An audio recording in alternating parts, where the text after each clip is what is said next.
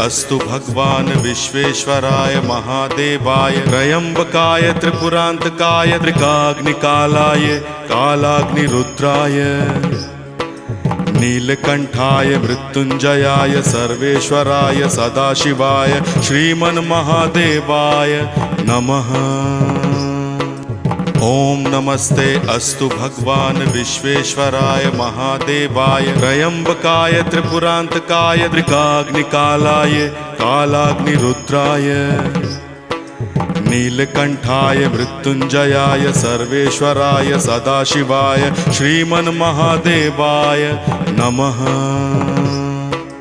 ओम नमस्ते अस्तु भगवान् विश्वेश्वराय महादेवाय त्र्यंबकाय त्रिपुरांतकाय त्रिकाग्निकालाय कालाग्निरुद्राय नीलकंठाय मृत्युंजयाय सर्वेश्वराय